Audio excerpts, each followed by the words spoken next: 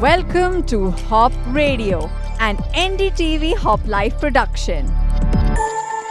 Welcome to Combating Coronavirus, the podcast where we talk about the global struggle against COVID-19. I'm Deepit Magee. And I'm Priyanka Pant. Today, we're looking at how the world is bracing for the second wave of the coronavirus outbreak. So when you look at the scholarship that has been generated so far on how to best handle an outbreak of COVID-19, the common advice seems to be that you go on a lockdown, so you impose restrictions on movement and you ensure social distancing, you test massively and you figure out exactly how many cases you have, and then you isolate those cases so as to not have them spread. So these three steps taken together seem to be the magic pill to bring down COVID-19 numbers. But how long do you have to keep doing this? So we look at the case of Hokkaido, right? Priyanka, what happened in Hokkaido? So the case of Hokkaido is really interesting. Hokkaido is an island in Japan, which was until very recently seen as a success story in how to contain COVID-19. So what they did was they were the first region in the country to declare a state of emergency. They did it independently as a prefecture. So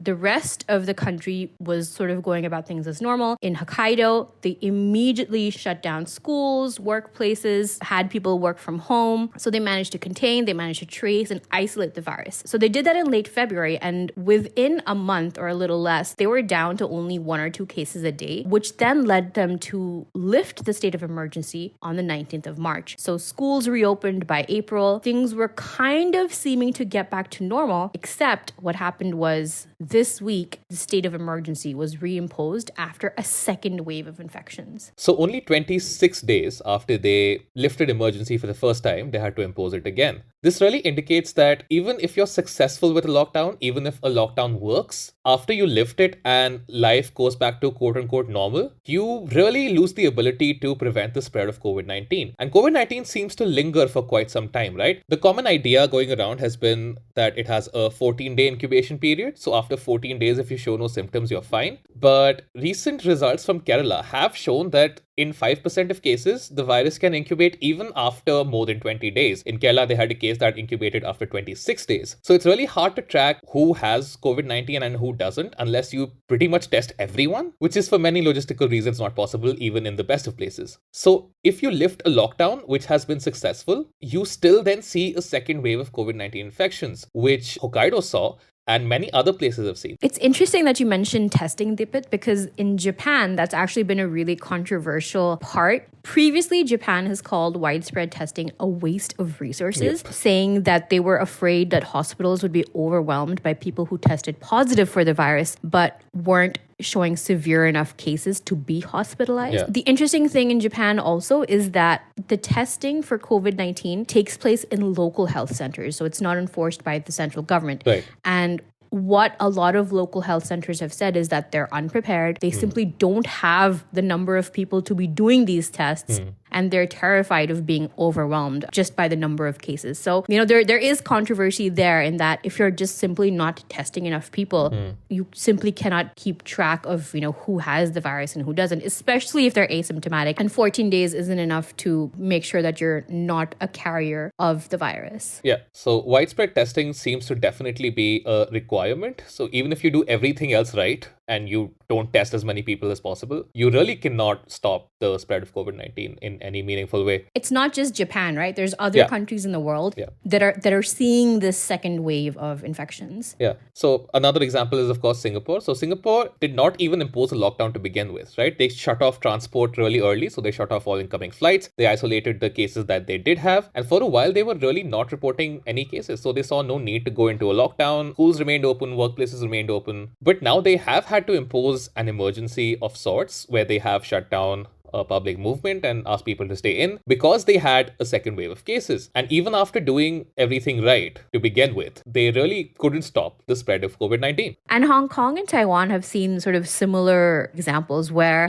things seemed fine for a while. The pandemic seemed under control. And then suddenly in March, or at the end of March, they saw a jump in new infections. Many of these cases were actually people who were returning home from abroad. Yeah. And so what happened was then, in addition addition to Singapore, Hong Kong, and Taiwan, also banned international visitors. And those people that are returning home who are residents undergo that 14-day quarantine. Yeah. What does that mean for us here in India, right? So we're in the middle of a lockdown. We really cannot meaningfully say where we are on our graph. Are we at the peak? Are we not? We don't know yet. We are averaging around 1,000 cases per day, give or take. But we can't say whether this is India's peak or not yet. What this does seem to mean is that even when we do subdue the spread of COVID-19 somewhat, if this lockdown works and if we bring down the daily case toll, we're still going to have to keep up our social distancing and, staying in as much as possible. One place that, the entire world is looking towards to see what happens after lockdown restrictions are eased is, of course, China's Wuhan, where Right. the coronavirus or this COVID-19 pandemic began. They lifted the lockdown after a very severe and strict lockdown, but they have done it with multiple restrictions still in place so that if a flare-up does occur, it can be immediately be contained. Yeah. They're still, doing extensive testing. They're still doing contact tracing. They're still encouraging social distancing to make sure that they're able to contain the outbreak. And that seems to be the general advice everywhere, right? So whether you live in India or whether you live anywhere, I think a lot of things in life that seem normal are not going to happen for a while. Even if we are successful in curbing this wave of COVID-19 infections, we will have to keep our guard up until we have a vaccine out there. And we'll have to get used to this new reality of sorts for at least a while. Absolutely. I think on that note, we have to end on good news. Yes, desperately because, needed today. even amid this pandemic, there's some wonderful, wonderful, heartwarming stories that are coming out from around the world. And this has been something that really, really just made me smile. There's a 99-year-old World War II veteran in the United Kingdom who has raised £21 million for the National Health Service. And he did this by just walking 100 laps in his garden. But he uses a walker because he's 99. Yeah, just to help build image in your mind, this man is of course 99 years old. He uses a walker to get around. He looks really frail, but of course is not. He walked laps in his garden. He set a goal for himself to complete 100 laps before his 100th birthday. And he asked for donations to the NHS, the National Health Service of the UK. More than 700,000 people from around the world donated, which is incredible. Absolutely. And that includes people like, there were multiple celebrities, the British royal family, the Duke of Cambridge, Yes. Prince William also donated an undisclosed amount. Yes. He got, lots of love and support from even the Prime Minister, Boris Johnson. Yes, and the entire country has basically been behind him for a while now. And it's really, really just very heartwarming to see. And so I think we can all take lessons from his spirit because we're going to need a lot of it. And that's a wrap on this episode of Combating Coronavirus. This is Deepit, Magee, and Priyanka Pant signing off.